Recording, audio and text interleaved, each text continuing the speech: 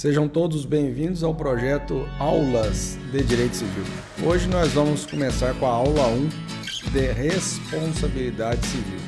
Vamos então aos principais apontamentos que são necessários quando você vai estudar essa matéria. Fique comigo, porque hoje o aprendizado é de Direito Civil. Olá pessoal, eu sou o professor Lucas e hoje vamos uma aula completa da introdução à responsabilidade civil.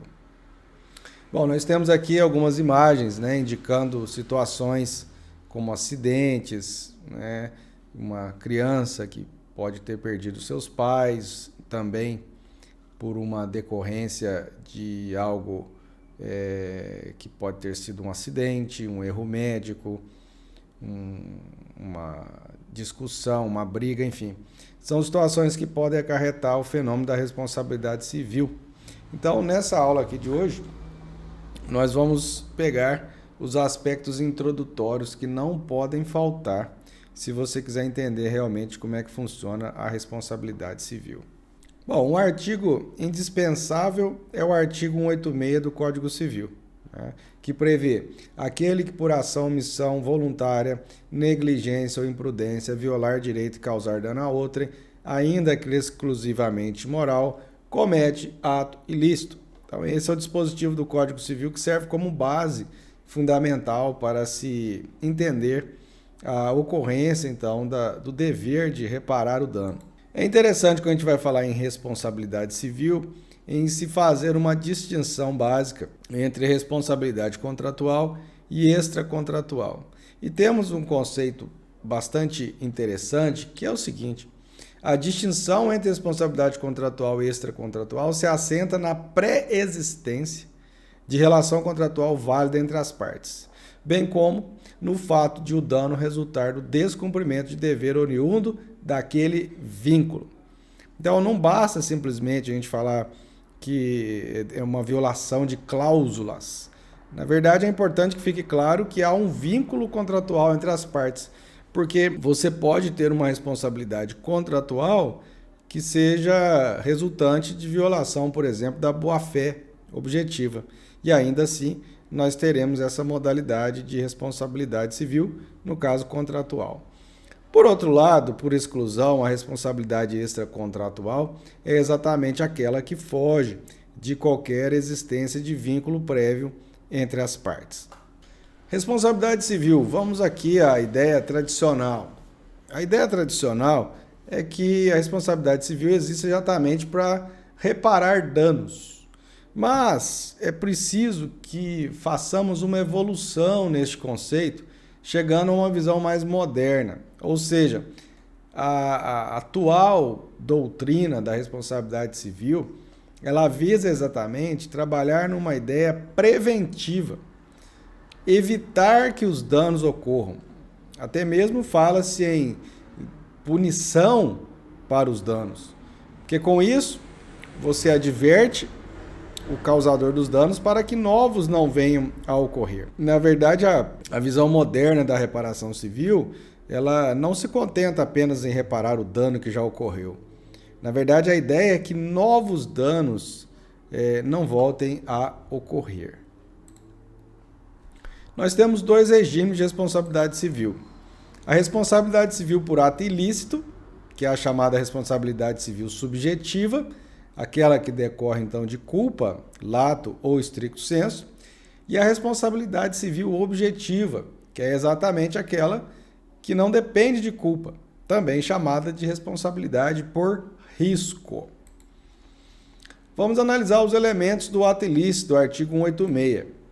Ao se analisar o artigo 186, nós podemos extrair a presença, então, do elemento culpa, a presença do elemento nexo de causalidade e do elemento dano. Então, quando nós falamos em responsabilidade civil de caráter subjetivo, nós partiremos, então, destes chamados três elementos caracterizadores dessa modalidade de responsabilidade civil. Então, pensando na culpa, o sujeito que age, então, ou por imprudência, negligência ou imperícia, ou até mesmo por dolo. A culpa lato sensu. Então, pensando aqui a responsabilidade subjetiva, ela é fundada na culpa. Existe que a conduta voluntária do sujeito, e essa conduta pode ser fruto de uma ação ou de uma omissão, tenha se caracterizado pela intenção de causar o prejuízo. Então, intenção, dolo. Ou pela falta de observância do dever jurídico, que é o que a gente chama de culpa. O dolo, então, que também os estudantes aí do direito penal conhecem bem as diferenças entre dolo direto, em que o agente atua para atingir o resultado, ou o dolo eventual, quando o agente atua para um fim lícito, mas conscientemente sabe que pode vir um resultado ilícito. E acaba que esse resultado ilícito vindo a ocorrer, ele responde também. Agora, a culpa stricto sensu, causando aí situações de dano, ela pode ser caracterizada como a imprudência. O sujeito imprudente, ele exagera na sua atitude ilícita. Então, é aquele sujeito que realmente acelera um veículo na porta de uma escola no horário em que as crianças estão saindo do seu período letivo. A negligência já é uma conduta omissiva, é a pessoa que deixa de fazer revisões periódicas no veículo, que deixa de observar os cuidados necessários de freagem, etc. E a imperícia, que é realmente a falta de habilidade para o exercício de uma atividade técnica. Então, é o sujeito que não tem habilitação para ser médico e, de repente, submete uma cirurgia, ou até mesmo um determinado médico que possui uma especialidade e acaba fazendo a prática em uma especialidade diferente da dele, causando, então, danos ao paciente. Quanto às espécies stricto sensu, deixando, então, bem claro como que elas se apresentam, nós podemos destacar o seguinte. Culpa contratual. O dano resulta de uma obrigação que decorre do contrato. Então, nós temos lá uma situação de transporte aéreo, avião, empresa aérea, passageiro, consumidor.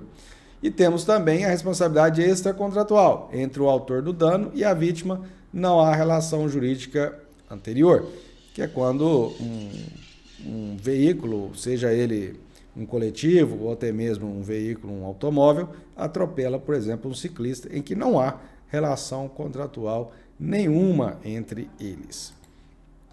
Existe ainda a culpa concorrente, em que pode haver uma atitude do causador do dano, mas que ela acaba sendo complementada pela atitude da vítima. E o artigo 945 do Código Civil, ele deixa muito claro que isso poderá influenciar no resultado final da sentença. Se a vítima tiver concorrido culposamente para o evento danoso, a sua indenização será fixada, tendo em conta a gravidade de sua culpa em confronto com o autor do dano. Então, ao lado da atividade do agente, nós temos também o comportamento da vítima. O dano, o que nós podemos falar efetivamente sobre o dano? Bom, primeiramente, um artigo muito importante é o artigo 402 do Código Civil, que vocês já estudaram quando viram Direito das Obrigações e que prevê exatamente a situação das perdas e danos. Ele prevê assim, salvo exceções expressamente previstas em lei, as perdas e danos devidas ao credor abrangem, além do que efetivamente perdeu, o que razoavelmente deixou de lucrar. Esse artigo deixa muito claro, então, que a abrangência dos danos é muito grande. Então, ela parte daquilo que ele efetivamente perdeu, que nós chamamos de danos emergentes, mas ela também vai no sentido dos danos chamados lucros cessantes, que é aquilo que ele efetivamente deixou de lucrar. Então, o artigo 402 ele traz essas duas modalidades aí de danos. E nas espécies de dano, nós podemos tratar aqui do dano material e do dano moral. O dano material é realmente uma lesão concreta aos interesses relativos a um patrimônio, acarretando sua perda total ou parcial, e é suscetível de apreciação pecuniária. Então, é efetivamente o amassamento no veículo, a quebra na lanterna, é o caminhão que bateu numa marquise de uma casa, enfim, são realmente aqueles danos que estão ali aparentes e que são concretizados pelo prejuízo que a vítima sofreu. E dentro desse sentido, nós vamos ter os danos emergentes, que atingem o patrimônio presente, e o lucro cessantes, conforme nós vimos agora mesmo, que é um ganho esperável. O dano material, que está lá previsto no artigo 402, né? E conforme eu disse agora há pouco, podendo ser visto naquilo que a pessoa perdeu ou naquilo que ela vai deixar de lucrar. E já o dano moral já tem aquela origem ali nos direitos da personalidade, que uma lesão existencial à pessoa. Então a satisfação, ou um interesse que visa a satisfação ou gozo de um bem jurídico extrapatrimonial contido nos direitos da personalidade ou nos atributos da pessoa. Hoje em dia, a jurisprudência ainda se mantém firme no sentido de que o mero dissabor não tem o condão suficiente para gerar danos morais, assim como o mero transtorno. E o nexo causal. Quando a gente fala em dano e a gente fala em culpa, dolo, a gente precisa de um elemento que conecte esses dois, que é o chamado nexo causal. Então, é a relação de causa e efeito entre a conduta do agente e o dano. O dano só pode gerar responsabilidade quando seja possível estabelecer um nexo causal entre ele e o seu autor. E nós adotamos aqui no Código Civil a chamada teoria da causalidade adequada. O que é causa? É tão somente aquele antecedente mais adequado e apto à produção do resultado. E ainda nesse aspecto, retomando aquela explicação anterior, por conta disso, é necessário que se traga a visão do artigo 945, que por conta da teoria da causalidade adequada, havendo a ingerência de algum ato da vítima, isso pode sim reduzir o valor da indenização. Com isso, nós apresentamos aqui aquilo que nós chamamos de aula 1, trazendo os elementos da responsabilidade civil e, logicamente, em momentos posteriores iremos avançar e aprofundar em cada um deles. Obrigado por ficar até aqui e até o próximo contato. Um abraço.